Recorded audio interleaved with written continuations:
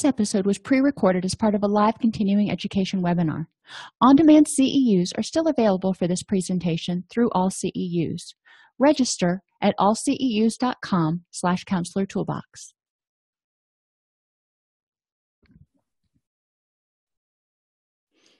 I'd like to welcome everybody to today's presentation on 100 plus practical tools to defeat depression. Today we're talking about social interventions. So far we've covered emotional interventions, cognitive, physical, and now we're moving on to social.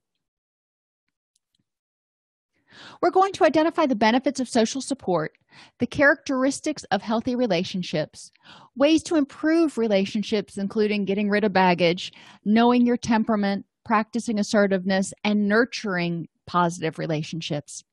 We'll discuss the concepts of forgiveness and acceptance, which we all have to have in relationships, and learn about how even pets can provide an element of social support. So why is social support important in depression? Well, remember, when we think about depression, we think about people who are feeling hopeless, they're feeling helpless, they may feel dejected, they may have low self-esteem, they may feel overwhelmed, and social support can address pretty much all of those things. It provides a sense of belonging. Spending time with people helps ward off loneliness, whether it's other new parents that you're hanging out with, if you're hanging out with dog lovers or fishing buddies or siblings. Just knowing you're not alone can go a long way toward coping with stress. Social support also provides an increased sense of self-worth, because having people who call you a friend reinforces the idea in your own head that you're a good person to be around. Now, we regularly talk about the fact that we don't want to be exclusively externally validated. We don't want to rely and have our happiness rest on other people telling us we're okay. But you got to admit that when somebody that you care about tells you, you're awesome, or I enjoy hanging out with you, or you're a great person to have in my life, it makes you happy. It doesn't mean that you can't exist without them in your life, but when you know that you're a positive force in their life, it makes you feel good about yourself. And social support can also provide feelings of security. Your social network gives you access to information, advice, guidance, and other types of assistance should you need it. And it's comforting to know that you've got people you can turn to in the time of need. We've got some stuff going on here, and I have friends right now. I've got 2 friends who've offered to pitch in and help should I need them to come, stay with my kids so I can go stay with my mother after she has chemo or something. So it's nice to have those friends there, because you don't feel like you're out there all alone and stranded. So if you've been to my classes on relationships before, I'm sure you've heard this analogy, but we're going to do it again.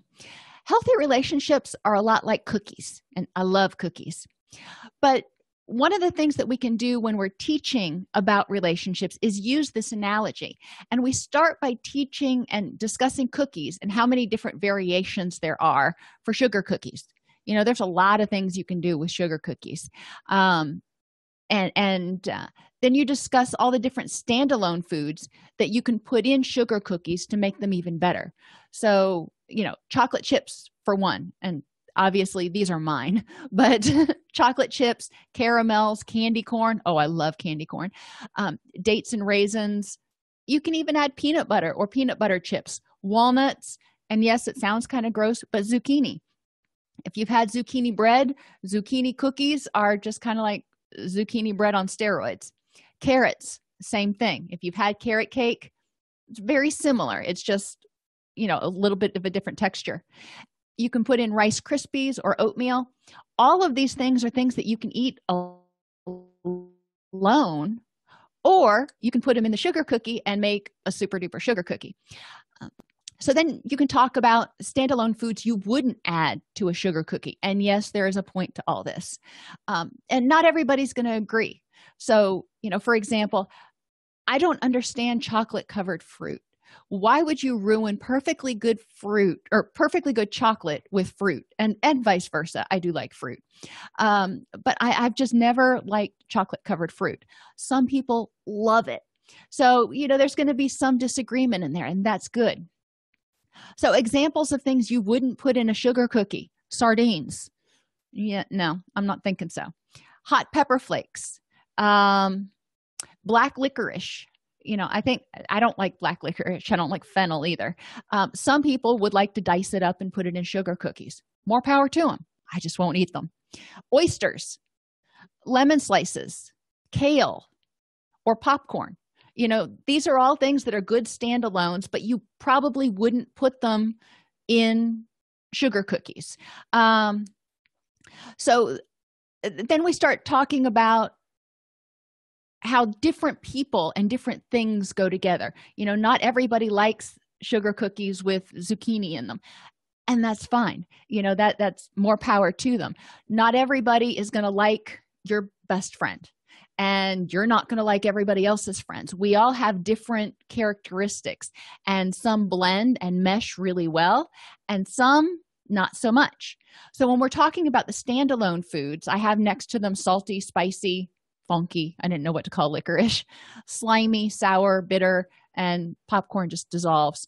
But we can think about how, these flavors differ, and not everybody likes these particular flavors. And we've got friends that can maybe be categorized in each one of these flavor categories. So we start talking about differences and complementarity, if that's even a word. And then we start talking about making a recipe for a good person. What does that look like? And that's kind of like creating a recipe for a sugar cookie, because that's a standalone thing, and that's a recipe for a good person. And then we create another recipe for a friend that, that would make a great dessert. Could stand alone on its own. It would bring out the best in a good person. Have you ever had sugar cookies with brownies?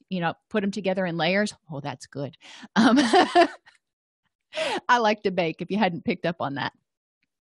And then identify characteristics of people that would not combine well with the good person, pet peeves and deal breakers. So if everybody thinks of themselves as a sugar cookie, and then they think of their friends as those other desserts that could be combined to make a super duper dessert. That's kind of what we're talking about here. It doesn't mean that there's anything wrong with black or licorice. Just because I don't like it and I don't want to combine it with my sugar cookie doesn't mean that it doesn't go great with somebody else's. And so if you can really explain and play out that metaphor, it can be an interesting conversation starter. And if you don't mind having, food around the room, you can even have that out there to have people sample, because I've found that food really makes people happy. So that helps people kind of get the idea, because one of the things I want them to garner from that activity is that healthy relationships are not about completing one another. It's not about the eggs that go in the recipe for the sugar cookie. You're not eggs and flour when you're in a relationship. That's two incompletes that make something really good. You want to have two complete things that you can combine together to make something that is just magnificent. But it brings out the two independent things, bring out the best in each other. Think like Reese's Pieces or Reese's Cups. They bring out the best in each other. So then we move on to talking about something that's a little more mundane and the characteristics of healthy relationships. And we talk about honesty, faith and trust, compassion, respect, boundaries, which a lot of people grew up not having some of these things. Openness and willingness, mutual support, and unconditional positive regard. So, I can throw all those terms out there and people sit there and bob their head and, think they're getting it. But then when we go back and we talk about, okay, what does it look like to have honesty in a relationship? And how have you experienced this? And conversely, how have you experienced dishonesty in a relationship? Move down to faith and trust. What does that look like? And tell me about some times when you've experienced a relationship where you lost faith or trust in the other person. And we talk about how you build trust, because it's not one of those things you meet somebody, just like in therapy. We don't meet somebody and they automatically trust us, with everything. They trust us with a lot more than the average person on the street. But most clients, if they've got these deep, dark secrets, don't bring those out in the first session. So how do we develop trust, and how do we learn to have faith in ourselves as well as other people? Compassion. What is compassion? How do you define that? What does it look like? And how do you experience compassion? Respect boundaries. And we go through each one of these and we talk about them, what they look like, experiences people have had when they haven't been able to have boundaries, whether it's physical or emotional or cognitive. And we talk about the difference because, physical boundaries are really easy to define. If you don't like to be touched, then, you have this boundary. We have a boundary with how much space is comfortable. We talk about emotional boundaries. Somebody can be in a bad mood in your house. It doesn't mean that you're not allowed to be happy. And that's not okay in a lot of addicted families.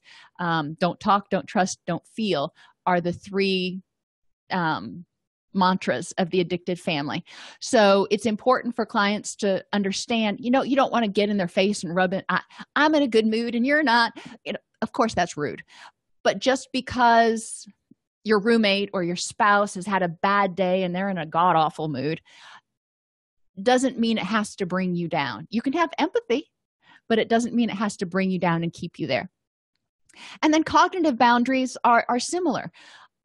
Reminding people that they have valid thoughts, they have valid opinions, and they have the right to hold and maintain their own thoughts, opinions, and perceptions of things, if that's what they want to do. And mutual support. We spend a fair amount of time talking about unconditional positive regard, and that throws you back to your humanistic roots. But most people have never experienced it. Most people have always had conditions of worth. And, Roger said that from the very beginning. So helping them figure out what this looks like and how to separate loving a person from, loving or disliking their behaviors or their choices is really important. And learning how to provide unconditional positive regard for others as well as themselves, reminding themselves that they're deserving of love regardless of whether they get an A or a C, or they get the promotion or they don't. So, like I said, we start by defining each characteristic and have participants identify examples of honesty, faith, trust, etc. We write each characteristic on a piece of flip chart paper and post it around the room. And then you can have people go from station to station. I'm stuck on flip charts. I love those things. And write how they nurture that quality in themselves and in others. So a lot of times I'll draw a line down the middle and I'll have nurture in yourself and nurture in others. Because it's important that people have a healthy relationship with themselves. And helping them understand this is really important. I want people to learn how to be their own best friend. That doesn't mean they don't need other people. But in order to know how they want to be treated, they need to know how they want to treat themselves. So we have them think about how they nurture those things in themselves. A lot of times clients are not honest with themselves. They will deny their own needs. They will ignore their own needs or their thoughts or their feelings in order to get acceptance or to avoid abandonment or whatever. Many times clients don't trust themselves or have faith in their own abilities. They're not compassionate with themselves.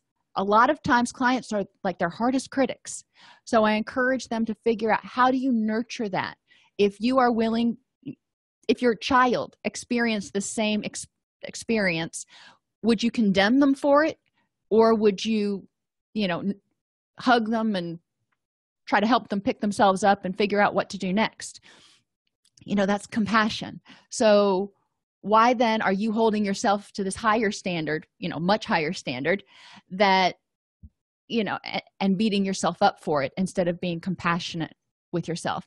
And there is a group of people who were taught that self-compassion is not okay, that is indicating of a sign of weakness or gluttony, that they should hold themselves to that higher standard, and they should always push, and they shouldn't be compassionate because it means they're weak in some way. So we may need to process that with people.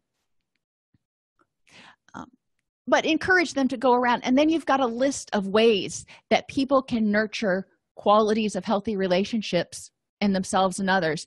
You can write it down, create a handout, give it to people the next week. Another thing that a lot of people do, and I don't want to just say clients, because it's not, none of this stuff applies to just clients. Those are just the people who've recognized that they may need help with it. But too often we carry baggage from one relationship to the next, and we make the new person carry the old baggage. Think about every relationship. If you've been in 5 relationships, and in each relationship you get a bag. And if you've ever been to the airport, once you have more than 2 bags, that's a lot. And especially with how much they charge for baggage fees now, you really only want that carry-on. But if you're carrying around all this baggage with you, how much does it weigh you down? So encouraging people to look at what types of baggage did they pick up in this past relationship, and figure out how to deal with it so they're not holding this new person hostage for it. They're not making this new person carry around that luggage. Healthy relationships require understanding what you feel, why you feel that way, who triggered that feeling, and then deciding if you want to carry that baggage with you. Sometimes people want to carry some of that stuff with them as protection because they still don't feel safe. They still don't trust other people, and that's okay. I'm not encouraging them to strip themselves naked right away. I want them to be willing to let go of some of those walls or that baggage when they're comfortable. But it's important for them to recognize, am I expecting this new person to behave like the old person behaved? And if so, is that fair? And what am I doing to maybe create a self-fulfilling prophecy? So one of the activities you can do is have people list all the influential people in their life, their parents, their friends, their past loves, and their current ones. Just make this huge list. And you don't have to name them. You can have categories like mom, dad, sister, brother, whatever. Have them identify what each person has taught them about relationships, good and bad. And so they start learning where they got their perspectives on relationships, especially these characteristics. What did your mom teach you about these things in relationships? And what did your best friend and your first love and your sibling teach you about these things in your relationships? Because we generally recreate what we know. So if that's what we've learned, then that's what we're probably going to carry with us. And yeah, we want to have, if people have gotten divorced, or even if they haven't been married, if they've had breakups, they're probably carrying stuff with them. So we want them to identify it and deal with it so it doesn't impact, so the next relationship person doesn't have to carry that baggage. Once people identify all the things they learned about relationships from those that are influential in their life, then we want to go back and compare those to the skills required for healthy relationships. So maybe they learned in their relationships, all the influential ones, that it was never safe to have boundaries, or that it was never safe to trust because people would let you down. Okay, well, that's obviously an issue that they may need to address now. So have them decide what baggage they have from each relationship that they're going to choose to carry, and what they're going to choose to learn from and let go. Because it's not fair to hold everybody else hostage, such as a parent who couldn't openly express affection. If you had a parent that was that way, that was unfortunate. And so you may have developed some feelings about that, and lack of trust and low self-esteem or whatever. But it's important not to assume that you're not lovable just because that parent couldn't express affection. So then have clients start to identify what skills they need to work on. And a lot of times this is an individual activity, not a group activity when we get down to the nitty-gritty here. And have them focus on improving one area each week. Now, as a group, it's fun to go through this other activity with the stations about healthy relationships, because that's not going to be traumatizing in any sort of way. Then when you get down to the baggage claim, a lot of times that's an individual activity because people don't want to share that stuff in group. That's cool. Being assertive means that people express themselves effectively, stand up for their points of view, while also respecting the rights and beliefs of others. So we talk about the difference between passive aggressive, and assertive behavior. And this can be a really fun group if you prepare for it ahead of time with a few good scenarios that people can act out. But we talk at first about why assertiveness is important and, generally most beneficial in most situations. Sometimes, and there are occasions where it's better to be passive and get out of a situation and then take action. There are times occasionally when you have to step up to an aggressive level, but those are the exceptions to the rule. Most of the time, assertiveness is going to be the best round. So I do, when we talk about this, especially if I'm talking about it in a group of people who have experience with violence or abuse or whatever, we do talk about the fact that there are times when assertiveness is not in your best interest, but in healthy relationships it is. So that's the key there. We're talking about assertive communication in healthy relationships. So activity, and this is why it can be fun. Role play each type of communication in the following situations. And you can have little slips of paper that have each type of communication on them and just randomly hand them out.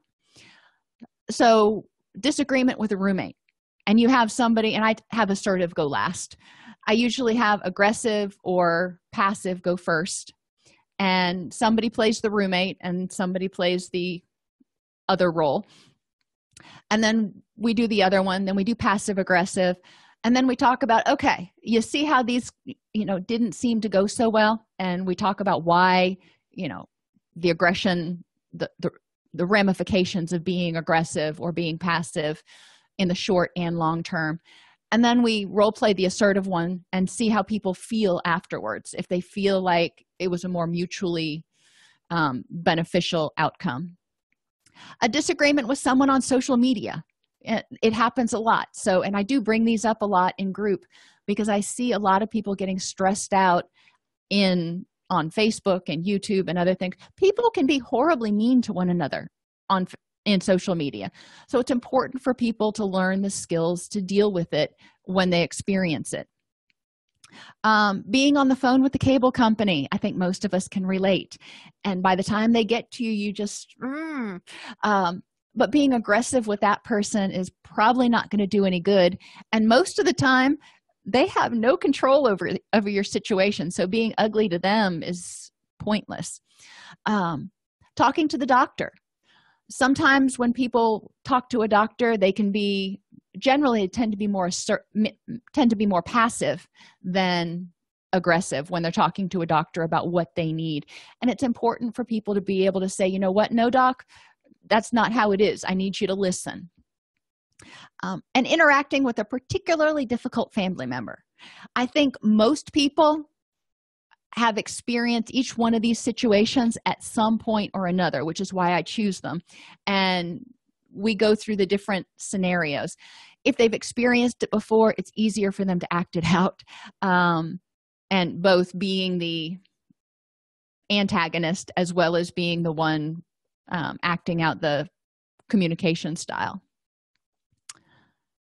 So nurturing relationships. There's only so much we can talk about with healthy relationships and unhealthy relationships and communication. We also want to talk about nurturing relationships. You've got some good relationships. Maybe none of your relationships is perfect. Okay. That's all right. But it's important to recognize that there are aspects of some of your relationships to be nurtured. So I have clients review this list and ask themselves how they can do that for themselves as well as for their friends. So this is a similar one to the healthy relationships activity.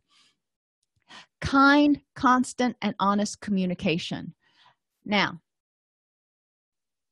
it's rare that people can honestly say, I do all three with myself and everybody else most of the time. If they can, score, kudos. And this is where we really want to teach mindfulness, because in order to be honest, they have to be aware. In order to be aware, they need to use mindfulness practices to know what they need and what they feel and what they want and what they think. This communication that's constant. Now, it doesn't have to be, extrovert constant, but it has to be regular communication with yourself. You need to regularly check in with yourself. That's part of mindfulness, but also regularly checking in with others, whatever that means for that person. Maybe it's once a day, maybe it's once a week, whatever it is, but we do want to have regular communication, and we want to try to be kind, even when we're providing constructive feedback. It's important to try to be kind and use effective words, whether we're providing constructive feedback to ourselves about something we need to start working on, or to a friend or a family member.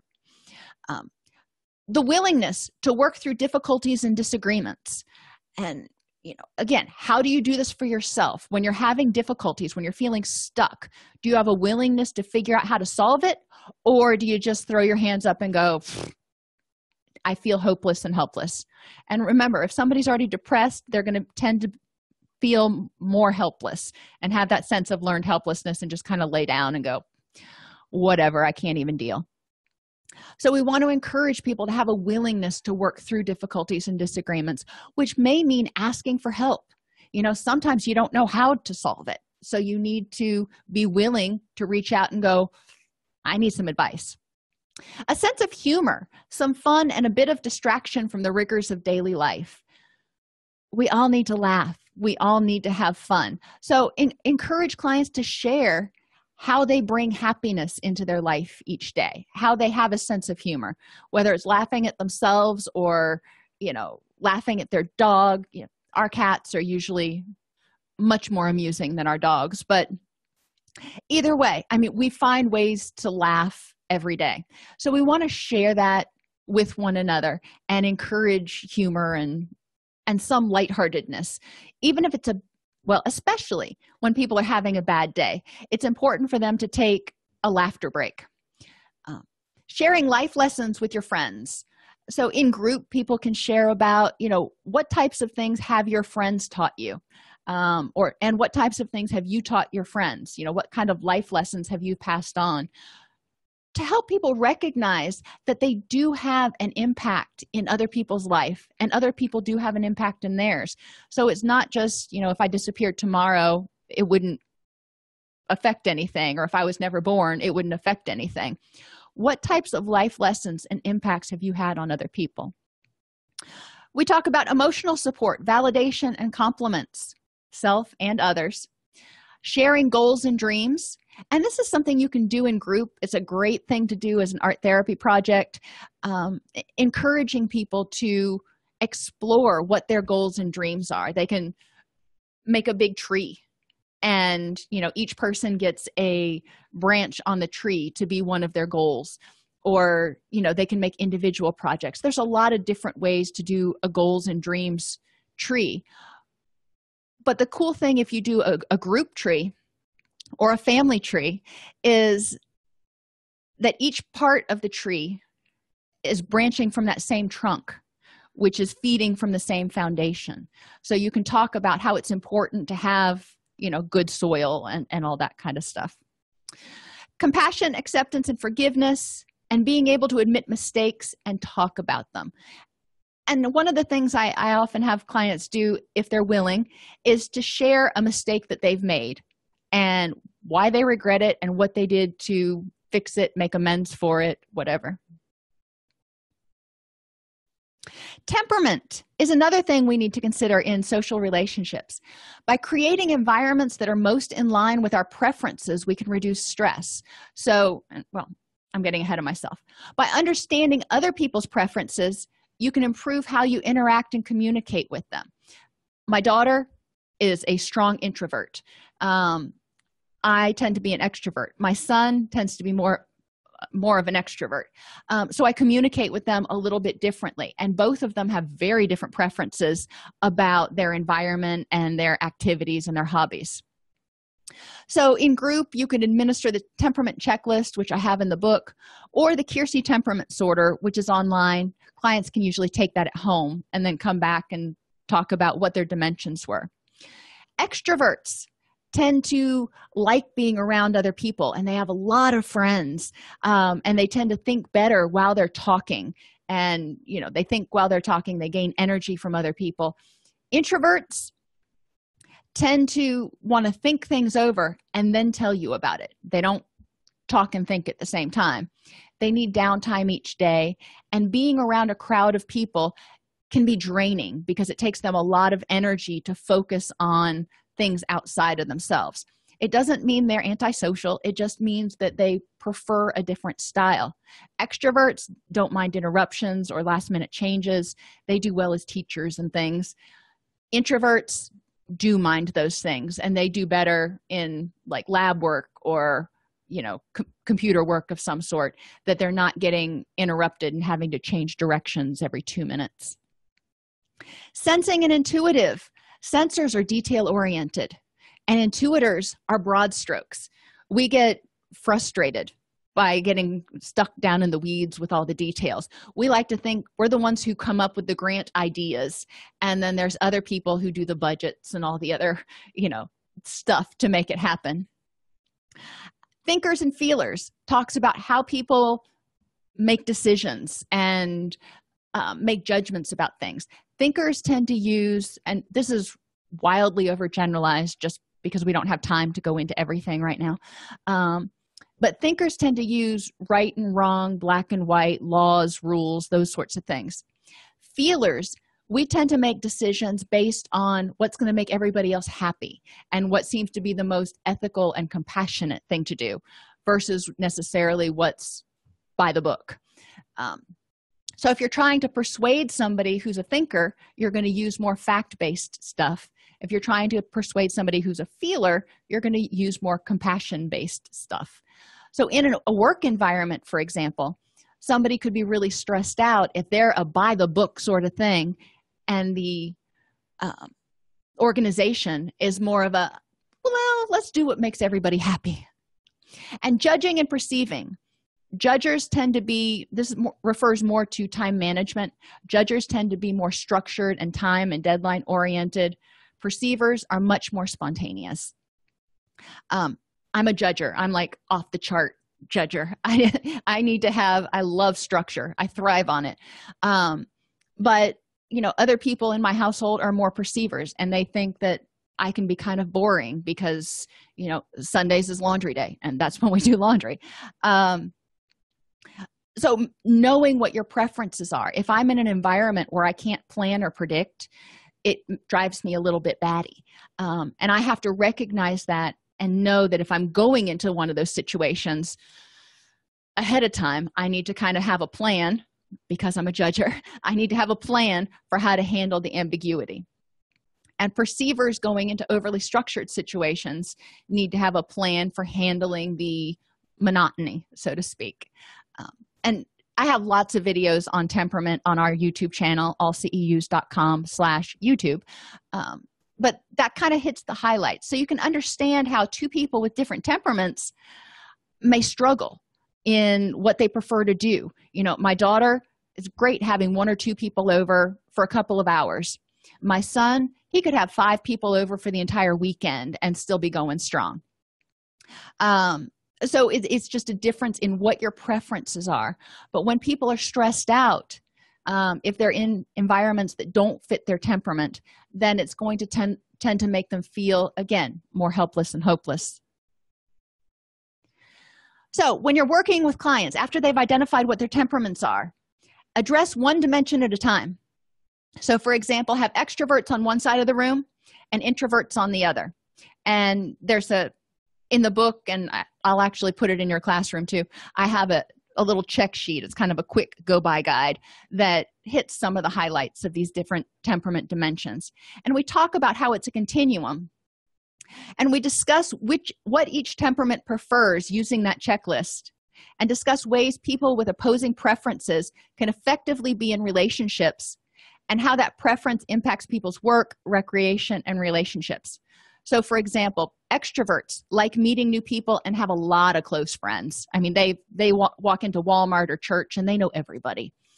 Introverts have to exert effort to meet new people, but they have a couple of really close friends that they are just like thick as thieves. So that's important to understand. If you're in a relationship with an extrovert, like I am, I tend to like, for celebrations, I tend to like parties. And my husband tends to like having one or two people over. Parties are really stressful for him. So I have to understand that. And we kind of compromise. We found a number that makes us both feel relatively happy for the number of people to have over. But we talk about how you can work that. If you're an extrovert, you're probably going to get really bored if you work in a cubicle, and that's going to be stressful and frustrating. If you're an introvert, if you're working as a salesperson, that's probably going to be overwhelming. So you want to talk about how people's innate preferences impact their daily life. Now, if you read these, because it's a continuum, you're going to read all of the extrovert temperaments, for example, and anyone who identifies as an extrovert who says, no, that doesn't really describe me, takes one step toward the center for each characteristic that doesn't fit them. So you're going to end up with people all the way across the room by the end, because some people are about halvesies, and some people are, they read it and they're like, oh my gosh, that's me. So it helps people understand that we're not dealing with a single entity, and we need to individualize our interactions. Love and compassion is another thing we talk about. And I just start off the group by asking them, what or who do you love? And again, this can be a fun art therapy activity, having people bring in pictures of people that they love or things that they love and make collages, etc.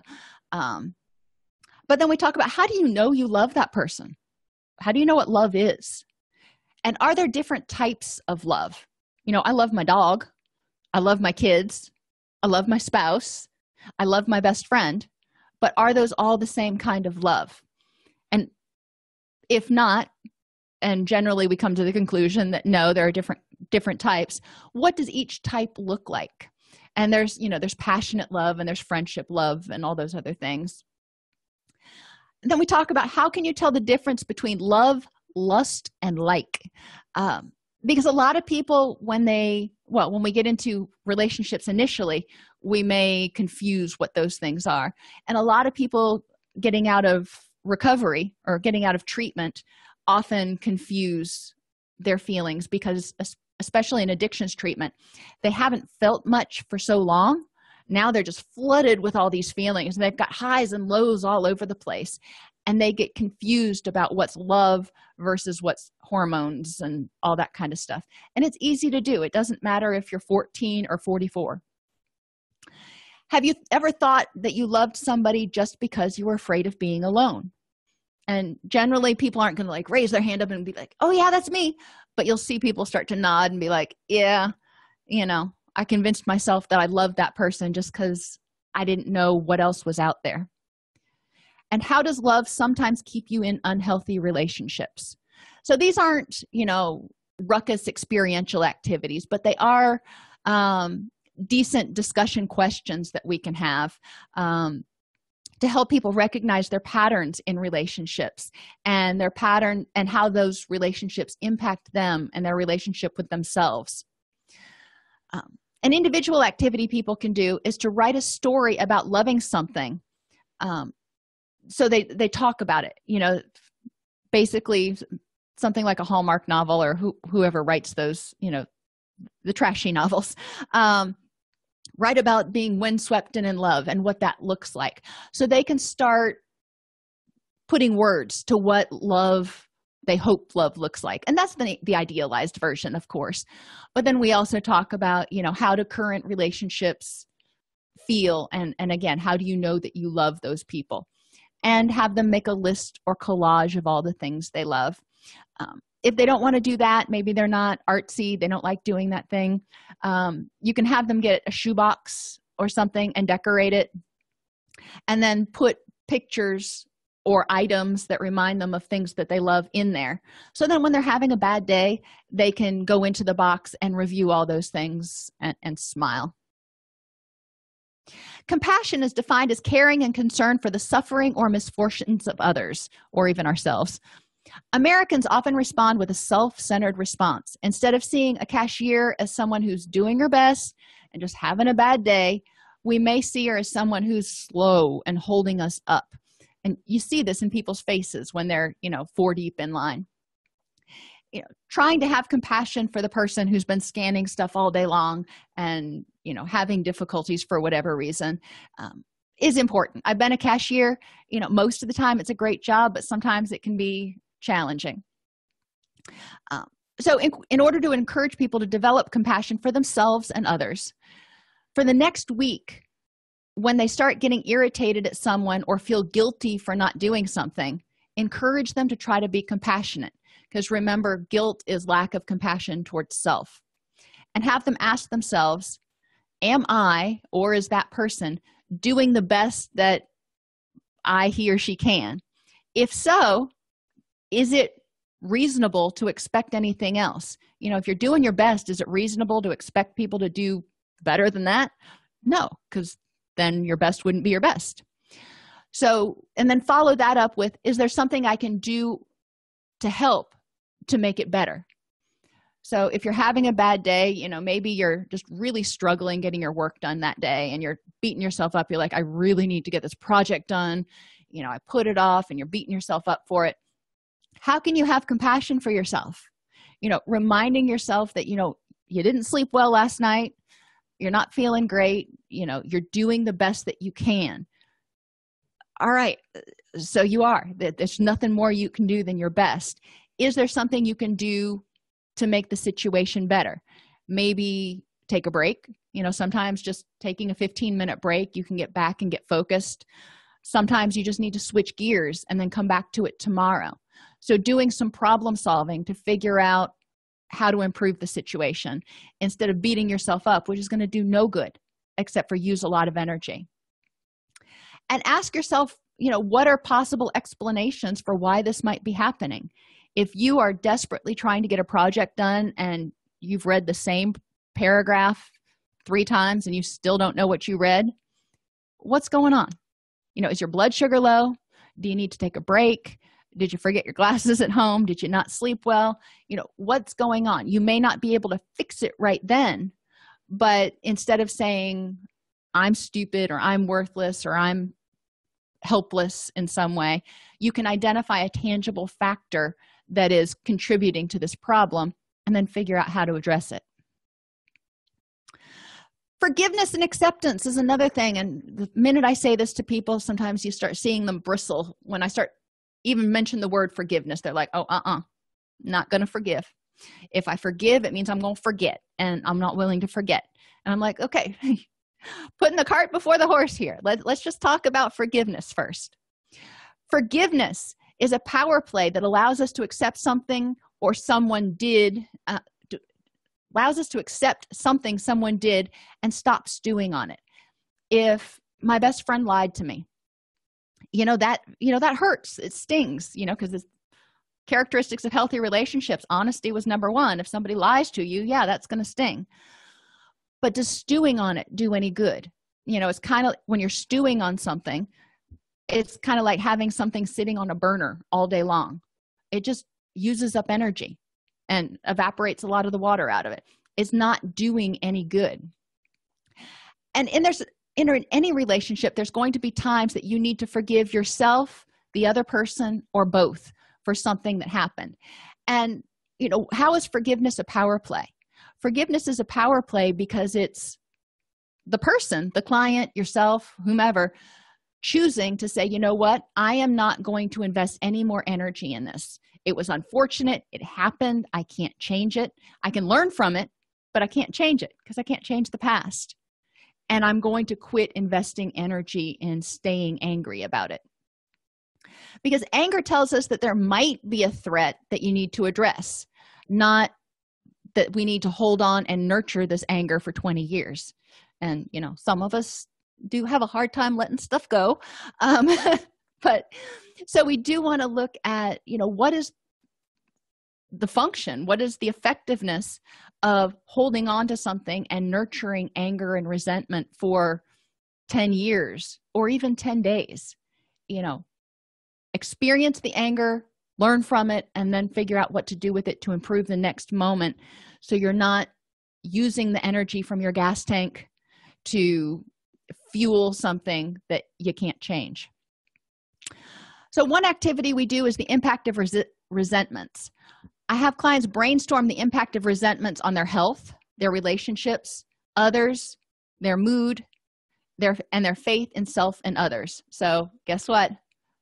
5 stations around the room. You know it. And I like doing stations because you can break people up into small groups. So you've got maybe 2 or 4 people going around together, and they feel more comfortable talking about the topic at hand, and they have to produce something. So they can't just be sitting there in group, in la la land. They have to be engaged in some way, and it makes group go faster.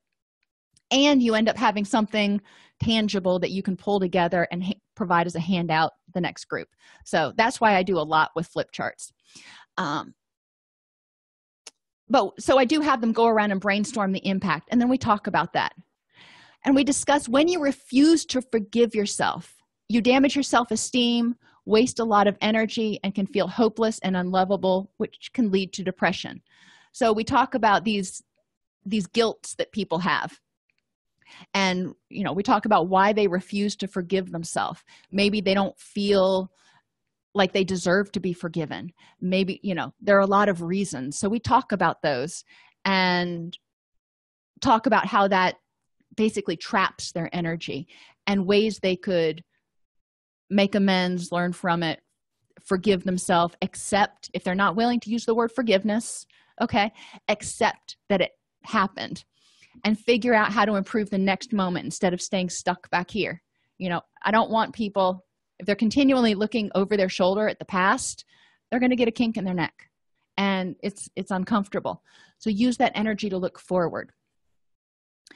When people refuse to forgive other people, they exert a ton of energy and isolate themselves from potentially positive people who could help them feel loved and supported. So again, with that baggage, if you refuse to forgive other people in your past, then for you did this, you did that, you did the other thing, there's the tendency to fear that other people are going to do that to you. So the more people you refuse to forgive, the less you have in terms of supports. And, I ask people to look at themselves and go, we've already talked about guilt. So, there's stuff that you've had to forgive yourself for, and there's stuff that you've wanted people to forgive you for. So if, how does that work? Does it work both ways? If you're deserving of forgiveness, are other people deserving of forgiveness? Another activity, what would happen if I forgave? And this is a huge trigger one for people who are survivors of abuse of any kind or neglect of any kind. So use it carefully, because when people have been abused, the concept of forgiving the abuser is contrary to self-protection. So a lot of times this is a really hard concept for them to wrap their heads around. But other times when we talk about forgiveness, it's about for minor things, or more minor, or less consequential, however you want to say that. So what would happen if I forgave, if your first boyfriend in high school cheated on you, if you're still bitter 20 years later, what would happen if you forgave? Does it mean you're going to make the same mistake again? No. Forgiveness doesn't mean forgetting. It just means learning and growing. Another individual activity, make a list of all the things that you're holding on to and beating yourself up for. Then figure out how to forgive yourself and let it go. If you get stuck, ask yourself, if my child or best friend did this, how would I deal with it? And then do it. So have the same compassion you would have for your child or best friend. And then repeat the same thing for resentments that you hold toward other people. A group activity can be done the same as the individual activity, but have people write on a card 2 resentments that they hold and put it in a hat or a box or something, so people aren't necessarily having to put their stuff right out there if that's not how close your group is. And then you can draw from the hat, put the resentment up on the board, because a lot of times people share similar resentments. And then we talk about, how do you forgive or accept somebody being unfaithful in a relationship? How do you forgive or accept somebody lying to you? How do you forgive or accept, whatever it is? And we're talking about it in generalities, and then they can take what's useful and leave the rest. But I really encourage clients, I like to use a lot of Socratic questioning. Instead of telling them you can do it this way, I want them to tell me, how do you deal with this? What's another way you can deal with this? Another thing we want to encourage clients to do is learn how to ask for help and say no, because it is so easy to get exhausted and feel overwhelmed and stuck and apathetic and depressed when you insist on not only carrying all your own burdens by yourself because you're not asking for help, but also carrying everyone else's because you're not saying no. They say, can you help me move? Can you watch my kids? Can you watch my dog? Sure, no problem. I'll do that. And then you're like, oh my gosh, I can't breathe. So encourage clients to remember to ask themselves before they say yes or no to anything, for them to ask themselves, will this help me be more the person I want to be? Now, that's kind of a loaded question because maybe they want to be a nice person. Well, that's great. But we need to look at, what is a rich and meaningful life, and holistically. Yes, I want to be a nice person, but I also want to be a good employee, and I want to be healthy, and I want to be able to spend time with my kids. So if I say yes to all these other people, is it going to help me get closer to the things that are really important in my life? Or is it just sort of an ancillary good deed? And do I have the energy for that right now? Is this something I can afford to spend energy on right now? And, I do that with animal rescue. I would love to have 15 rescue animals all the time, but I just ain't got that kind of time or energy. They poop a lot. So yes, being compassionate to animals helps me be more the person I want to be. But I also, I'm not just an animal rescuer. I'm a parent and a spouse and a friend and a business owner. So I have a lot of pots, so to speak, that I've got to divide my energy among. So I have to set limits and decide, can I take this animal on right now or not?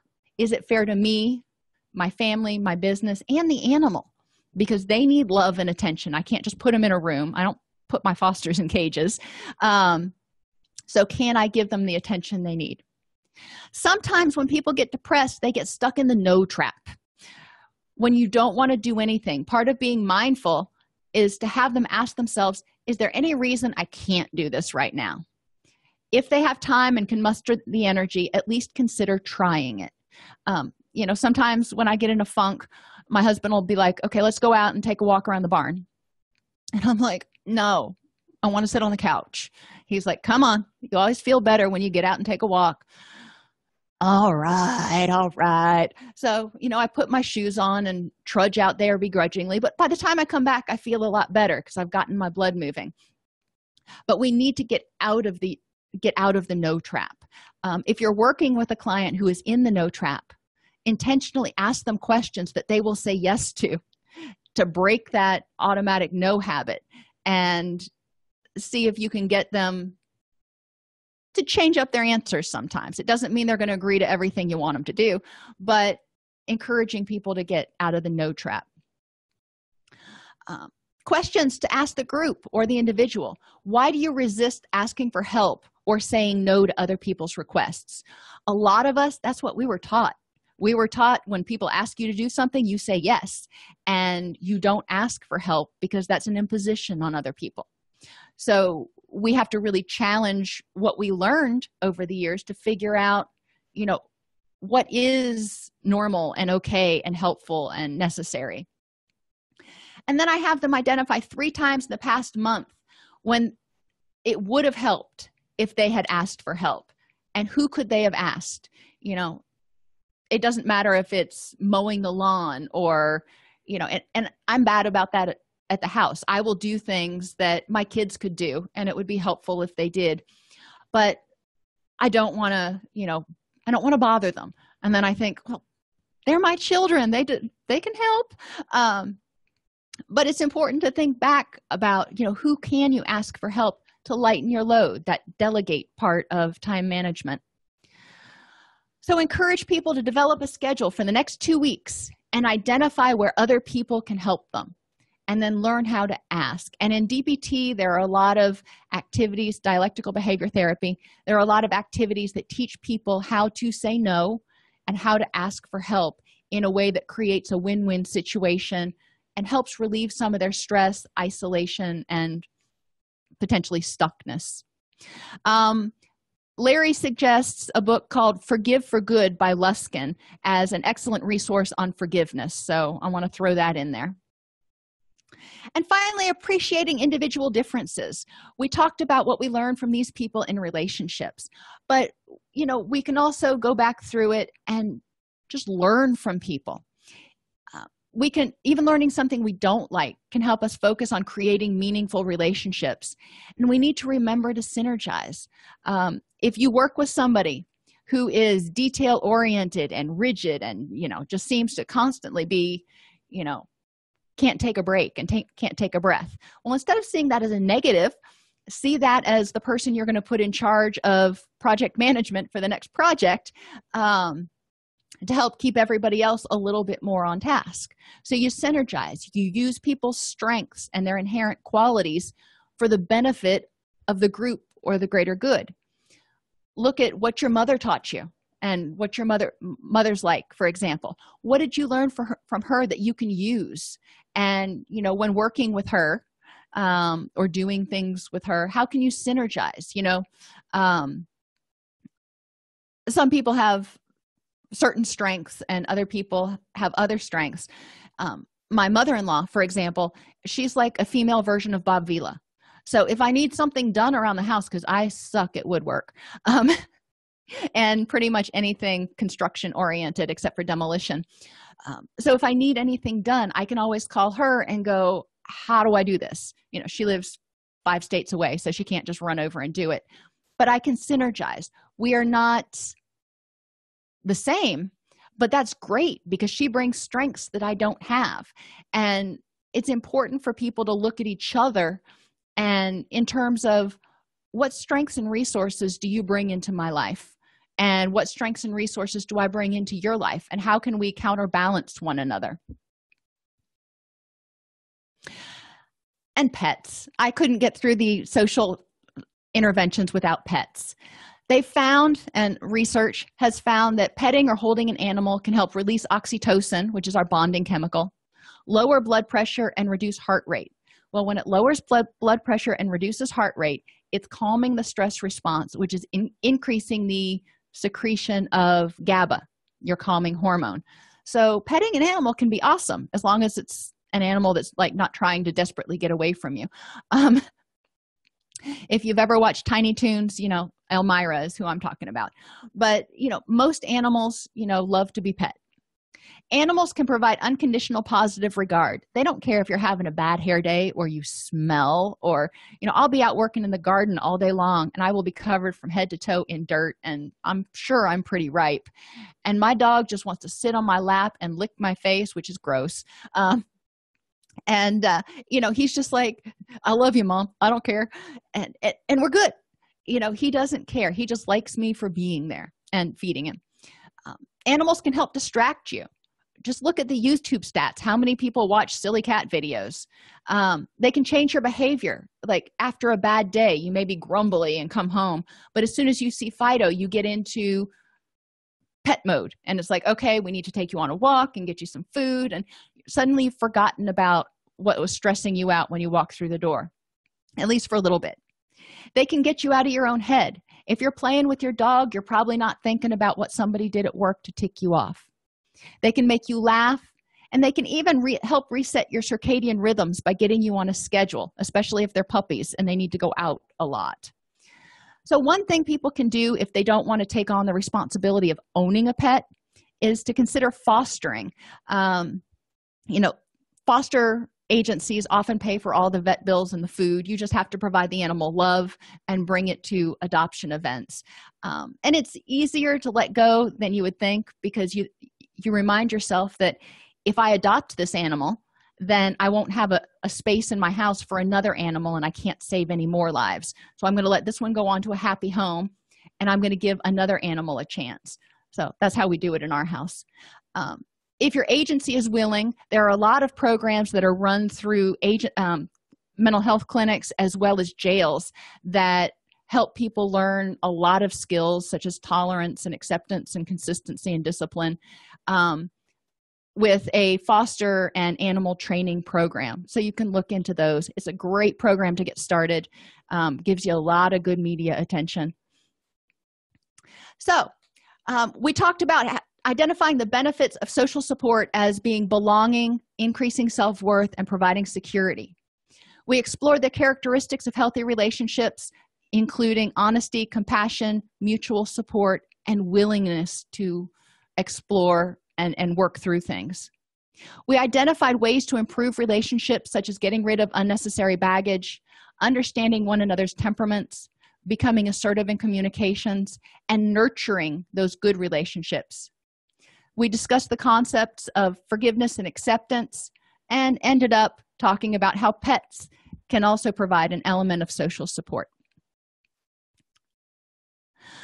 Thank everybody for being here today. Have a wonderful weekend. Are there any questions?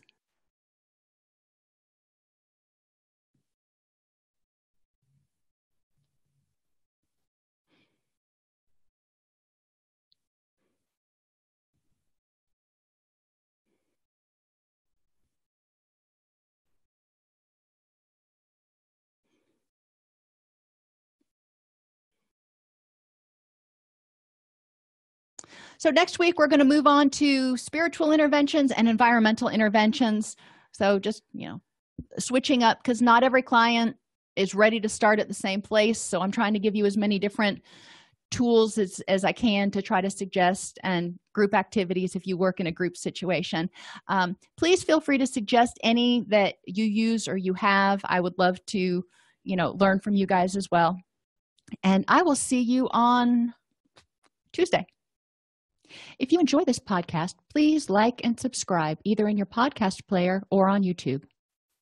If you want to attend and participate in our live webinars with Dr. Snipes, you can subscribe at https://allceus.com/counselor toolbox.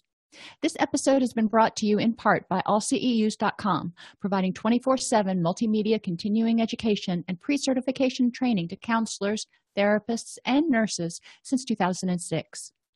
You can use coupon code Counselor Toolbox to get 20% off of your current order.